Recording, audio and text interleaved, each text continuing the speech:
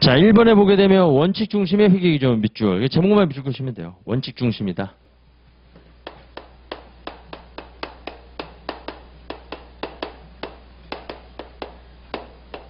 이제 이게 대비되는 게, 이게 이제 규칙 중심. 요거하고 대비가 되는 말이죠.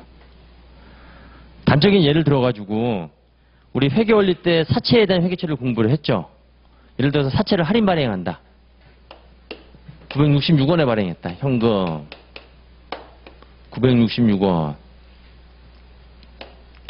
그 다음에 사채. 우리가 공부할 때 회계처리 이렇게 해서 공부했죠. 발행차금 계정 써가지고 사채 액면가액은 사채 장부가액은 액면금액으로 계상하고, 그 다음에 이제 현재 가치의 차액을 사채 할인 발행차금 계정을 써가지고 사채에서 차감하는 형식으로 표시한다. 이렇게 공부를 했죠?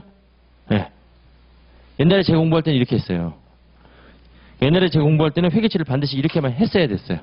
반드시 이렇게 사채 할인 발행차금 계정을 써서 사채에서 차감하는 형식으로 회계처리를 했어야 되는 거예요. 왜? 옛날에 회계처리를 이렇게 하라고 다 회계 원칙에서 다 정해놨어요. 무슨 계정 과목을 사용해서 어떻게 하라고. 그러니까 옛날 게 훨씬 더 좋은 거예요. 재무제표 작성자 입장에서 봤을 때는. 왜? 고민할 필요가 없잖아요. 그냥 하라는 대로 하면 되는 거잖아요. 그렇죠? 그런데 국제기준에서는 이런 내용이 없어요. 그냥 뭘로만 표시하면 돼요. 현재가치 평가해가지고 삼각형권으로만 표시하면 된다는 거야. 그리고 회계처리는 너 마음대로 해. 그죠? 그러니까 그냥 옛날에는 사채 1,000원에다가 여기다가 반드시 사채 할인 발행차금 계정을 써서 이렇게 차감하는 형식으로 표시하라고 그랬는데, 규칙 중심에서는 이런 건 중요하지가 않고 그냥 얼마로만 표시하면 된다는 거예요. 회계처리를 통해 가지고 966원으로만 표시하면 된다는 거예요. 그러니까 회계처리를 이렇게 해도 되고 그냥 이렇게 해도 되겠죠. 현금 966원, 그 다음에 사채 966원. 옛날에 이렇게 회계처리하면 이게 틀린 거거든요. 이렇게 해도 상관없는 거예요. 그렇죠? 그냥 원칙적으로 얼마로만 표시하면 되는 거예요. 966원으로만 장부에 나타나면 되는 거잖아요. 그러니까 이제 IFRS 시험 문제에서는 회계처리를 물어볼 수가 있어요? 물어볼 수가 없어요? 안 물어봐요. 규정이 되어 있는 게 아니기 때문에. 그러니까 이제 뭘 물어보는 거예요? 대부분의 시험이 그래서 재무제표에 미치는 영향은 얼마인가 그렇다는 거예요. 그러니까 재무제표 얼마로 표시된다는 거예요? 966원. 그렇죠? 그래서 재무제표에 미치는 효과를 물어보게 되는 거죠. 그러니까 IFRS 시험 문제에서는 옛날에는 제가 볼 때는 이 회계처리를 다 물어봤거든요. 맞는 회계처리는. 그리고 주관식 시험 볼 때도 다 뭐예요? 회계처리에 대해 회계처리를 하시오가 다 그게 이제 다 문제 유형이었는데, 지금은 그런 게 다 빠져나갔죠. 회계처리를 물어보지 않고 이제 뭐예요? 그 손익계산세 뭐 비용으로는 얼마 계상되는 건가? 장부에는 BS상에서는 얼마로 계상되는가? 그리고 미치는 효과를 물어보게 되는 거죠. 아무튼 그런 내용이 되는 겁니다. 이러한 원칙 중심의 회계 기준이다 하는 거예요. 그러니까 원칙만 제시하고 거기에 대한 어떤 디테일한 그런 사항들은 그 작성하는 너가 전문가적인 판단에 맡기겠다 그렇다는 겁니다. 자, 그런 게 바로 원칙 중심이 되는 거예요. 의미가. 두 번째, 연결재무제표 중심이다 하는 겁니다.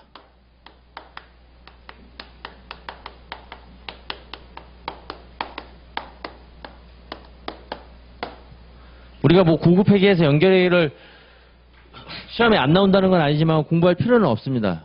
그죠? 만약에 나오면 한 문제인데 그 한 문제 맞추려고 그 고급회계 연결회계는 어떻게 보면 이 재무회계 내용보다 더 많을 수도 있는 거예요. 그죠? 우리가 공부하는 것보다. 그렇게 공부할 필요는 없는 거죠.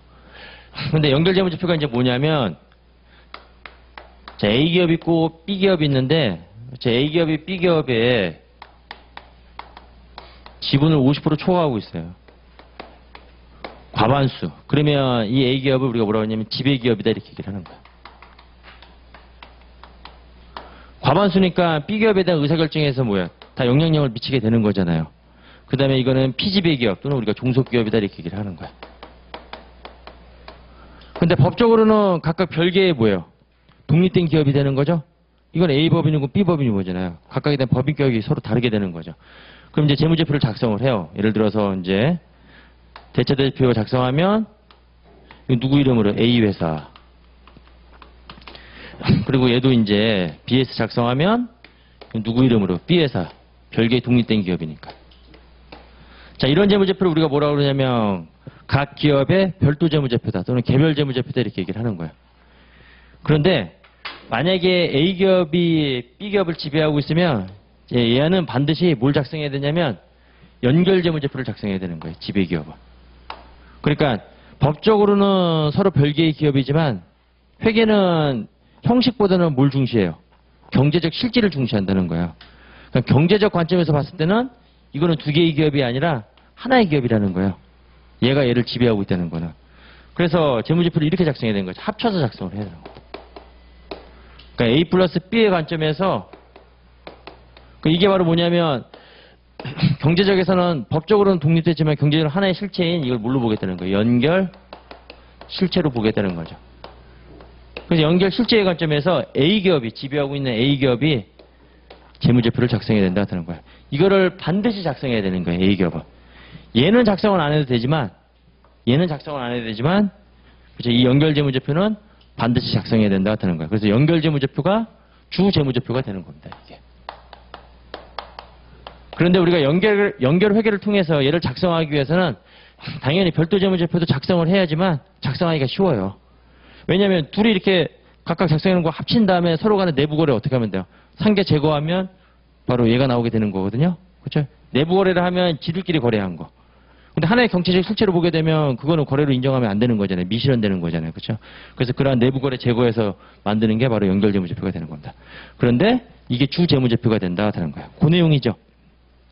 국제회의 기준은 경제적 실질에 따라 지배회사와 종속회사의 재무제표를 통합하여 보고하는 연결 재무제표를 주 재무제표로 제시한다. 그러니까 반드시 작성해야 된다는 거예요. 주 재무제표는. 별도 재무제표는 작성하지 않아도 되지만 A기업이 연결 재무제표는 반드시 작성해야 된다. 근데 연결 재무제표 작성을 위해서는 당연히 다 작성을 하죠. 작성해서 합쳐놓고 내부 거래 작성하게 되면 쉽게 우리가 이제 연결 재무제표를 작성할 수가 있는 거죠. 자, 그 다음에 3번. 손익계산서를 공부하게 되면 포괄손익계산서예요. 포괄손익계산서. 그래서 손익을 인식을 할 때 단기 실현된 손익만 인식하는 게 아니라 미실현된 기타 포괄손익도 인식하는 거죠. 포괄손익 방식이다 하는 겁니다. 그래서 우리 IFRS 손익계산서 보게 되면 수익, 비용, 수익에서 비용 차감한 걸 우리가 단기순이익이다 이렇게 얘기를 하는 거죠. 단기순이익. 일반 기업회계 기준에서는 손익계산서가 여기서 끝나요. 근데 IFRS 손익계산서에서는 단기순이익뿐만 아니라 이게 포괄손익 방식이니까 여기에 기타 포괄손익도 계상을 하는 겁니다. 기타 포괄손익. 기타 포괄손익이라 하면 미실현손익. 단기손익은 실현된 손익이다 이렇게 보시면 되고 얘는 미실현된 손익이다 하는 겁니다. 그렇게 해서 총 포괄손익 이렇게 계산을 하게 되는 거죠. 이렇게 작성하는 거죠. 예. 그리고 이제 이 비용을 나중에 다 우리가 공부하겠지만 이 비용을 표시하는 방법에 따라서 손익계산서가 두 가지로 나눠져요. 비용 성격 그대로 표시하는 성격별 손익계산서가 있고 기업이 수행하고 있는 활동에 따라서 각 기업의 기능별로 구분해가지고 비용을 표시하는 수익은 동일하고 비용만 다른 거예요. 기능별 손익계산서가 있다 하는 겁니다. 그래서 비용의 표시 방법에 따라서 둘로 구분하는 거예요. 아시겠죠? 그리고 그러니까 이제 시험에서 잘 물어보는 게 이제 우리가 손익계산서 통해서 이제 우리가 이제 시험을 대비하는 거니까 시험에서 잘 물어보는 게 이제 시험 문제에서 그래서 결국에 손익계산서에 미치는 효과인데 이제 두 가지를 물어봐요. 단기순이익에 미치는 효과는 얼마인지. 그렇죠? 그 다음에 총포괄손익에 미치는 효과는 얼마인지. 이게 서로 다르죠? 누구 때문에 다르게 되는 거야? 기타 포괄손익 때문에. 그렇죠? 단기순이익과 총포괄손익의 차이는 누구 때문에 발생하는 거야? 기타 포괄손익 때문에. 그래서 이제 여기에 미치는 효과, 여기에 미치는 효과. 그렇게 물어보기 때문에 상대적으로 누가 중요하게 된 거야? 기타 포괄손익이 중요하게 되는 거죠. 그러니까 얘는 매년 시험에 물어보는 거예요. 그렇죠? IFRS가 포괄손익 방식을 띠고 있기 때문에 상대적으로 단기순이익과 총포괄손익의 차이를 가져오는 기타 포괄손익이 중요한 내용이 되는 겁니다. 그러니까 얘는 무조건 나중에 가서 다 암기를 해야 되는 거예요.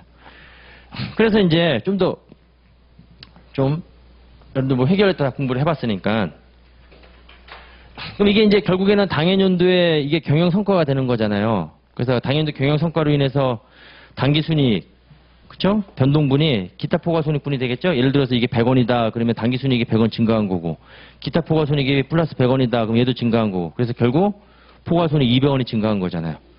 그러면 이 단계 변동분이 궁극적으로 이제 어디에 반영이 되는 거예요? BS상의 자본에 반영이 되는 거죠.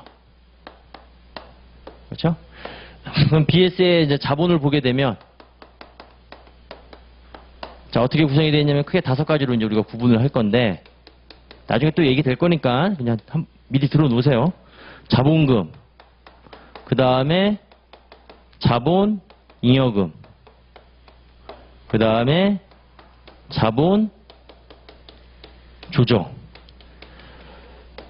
해서 이거는 무슨 거래에서 발생하는 거? 자본 거래에서 발생하는 거. 회계할 때도 얘기한 적 있었죠. 그래서 자본 거래를 통한 증감분은 직접 여기에 반영이 되는 거예요. 경영 성과로 보고되지 않고. 그 다음에 이제 네 번째, 기타 포괄손익 누계. 기타 포괄손익 누계 있고, 그 다음에 이제 이익잉여금이 있는 거죠. 이익잉여금. 근데 기타 포괄손익 누계액도 둘로 구분되죠. 단기손익으로 재분류되는 거하고 단기손익으로 재분류되지 않는 거. 이익잉여금은 미처분 이익잉여금과 기처분 이익잉여금. 자본을 간략하게 얘기할 때 이제 들었던 얘기죠. 그러면 이제 바로 요 부분이, 그렇죠? 기타 포괄손익 누계액과 이익잉여금 부분이 바로 손익거래의 결과가 되는 거예요. 그리고 그 손익거래의 결과는 손익계산서에서 보고된 다음에 그 다음에 자본으로 흘러 들어가게 되는 거죠. 그래서 단기순이익은 요 미처분 이익잉여금으로 흘러 들어가게 되는 거고, 실현된 거니까, 처분이 가능하니까. 기타 포괄손익은 기타 포괄손익 누계액으로 가는데 단기손익으로 재분류되는 건 일로 가고 재분류되지 않는 거는 일로. 이렇게 가는, 그렇죠? IS하고 BS 간의 연관관계가 있다는 겁니다. 아시겠죠? 굉장히 되게 체계적이에요. IFRS가 가만 보면, 그렇죠? 원칙 중심이라 가지고 어떻게 보면 뭐 이렇게 하는 건가 이렇게 해서 뭐 이렇게 의구심은 들긴 하지만, 제시되고 있는 원칙을 보게 되면 이게 굉장히 그 체계적인 그런 내용을 갖고 있는 겁니다. 자, 이렇게 해서 이제 보시면 되는 거고. 그 다음에 네 번째로, 이번에는 이제 BS 측면이에요.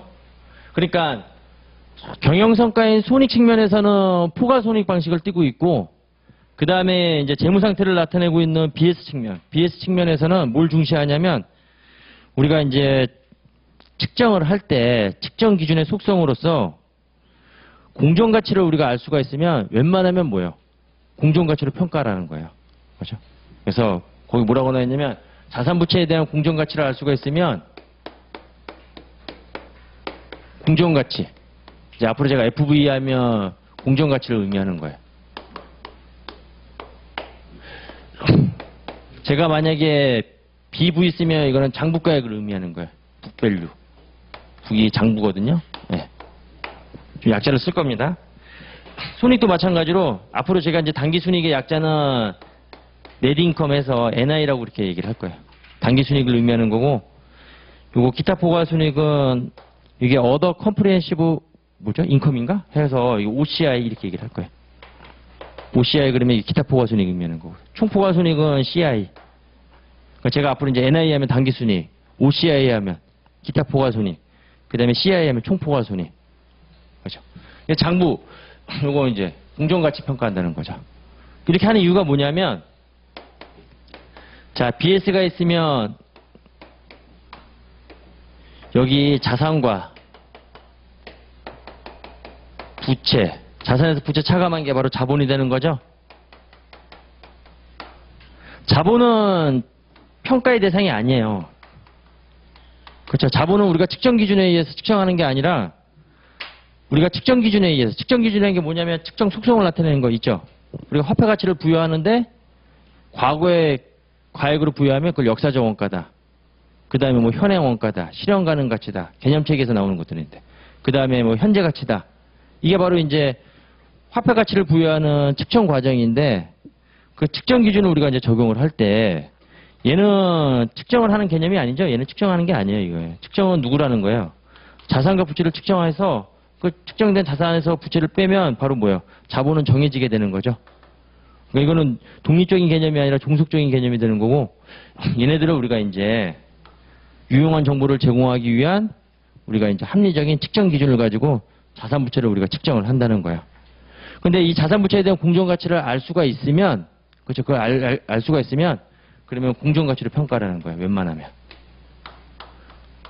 그래서 이제 재무제표를 우리가 공정 가치를 평가하게 되면 그럼 상대적으로 자본도 뭘로 평가가 되는 거예요? 공정 가치에 유사하게 평가가 되는 거죠. 그러면 이게 우리 뭐 할 때 나중에 기업 가치 평가할 때 유용하게 사용할 수가 있다는 거죠. 이 재무제표를.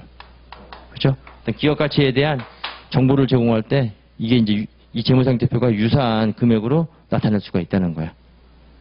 그래서 이제 IFRS에서는 이런 재무상태표에 대한 이런 공정가치 평가를 통해 가지고 뭐 기업가치 평가라든가 또 기업의 가치를 나타낼 때 우리가 이제 유사한 금액으로 만들어줘라 그런 의미가 담겨져 있는 겁니다. 그래서 뭘 중시한다는 거야? 공정가치 평가 중시. 그러니까 이거의 가장 대표적인 회계 처리가 바로 뭐가 되는 거야? 유형자산의 재평가 모형이 되는 거야. 그러니까 안 나올 수가 없죠, 걔는. 그렇죠? 무조건 걔는 한 문제 또는 두 문제는 나오게 되는 겁니다. 왜냐하면 IFRS에 대한 특징을 잘 나타내고 있는 거니까. 얘도 마찬가지로 포괄손익 방식이니까 이것도 마찬가지로 안 나올 수가 없는 거예요, 시험에서. 네. 자, 그렇게 여러분들이 보시면 되겠습니다. 아시겠죠? 네. 자, 이렇게 해서 이제 1장 이렇게 마무리 짓고, 그 다음에 이제 2장서부터는 다 중요해요. 2장서부터는 이제 다 시험에 나오는 그런 내용들이기 때문에 좀 쉬었다가 우리 2장서부터 보도록 하겠습니다. 좀 쉬었다 보도록 하겠습니다.